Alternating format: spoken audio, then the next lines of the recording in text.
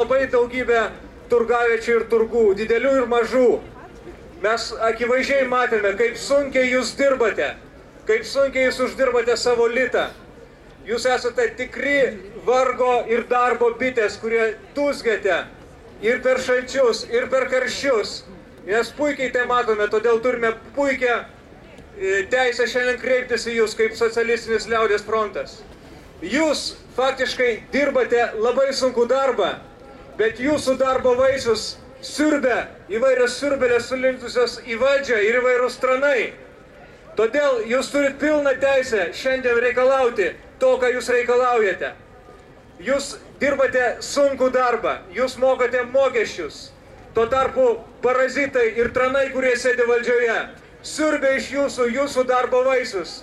Jūs turite pilną teisę šiandien sušukti: Kubilių šalin! Kubilių šalin! Kubilių šalin! Kubilių šalin!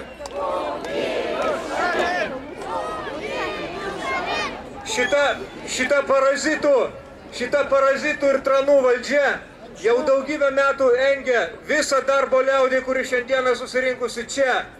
20 metų jie tą daro. Jie sužlugdė Lietuvos kaimą, jie sužlugdė Lietuvos pramonę. Dabar jie žlugdo smulkų verslą. Tai yra tie patys žmonės, keitė partijų pavadinimus, bet yra tie patys konservatorių kirmelės, kurie susirinkę. Todėl turite jos išvyti lauk. Lauk, lauk, lauk, lauk, lauk, lauk, lauk. Jūs turite daryti 3 paprastus dalykus. Nepasiduoti, nesilenkti ir nesitraukti. Todėl, kad nuoširdžiai jums sakau, vieno šito mitingo jums nepakaks. Vieno šito mitingo jums tikrai nepakaks. Atėjot čia jau daugybė žmonių, ką tik tai išėjo iš šito mitingo. Kadangi reikia recepto, o receptas yra aiškus. Mes visi kartu, ir jaunas ir senas, ir verslininkas ir pensininkas, turime palaikyti spaudimą šitai valdžiai, palaikyti dieną naktį, dieną iš dienos ir nesitraukti iš šitos aikštės, kol jie nepasitrauks iš šitų rūmų.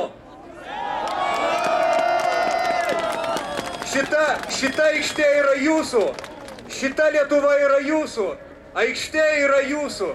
Ir mes neturim nuo jos trauktis. Be abejo, šiandieną mitingas yra ribotas laike keletą valandų.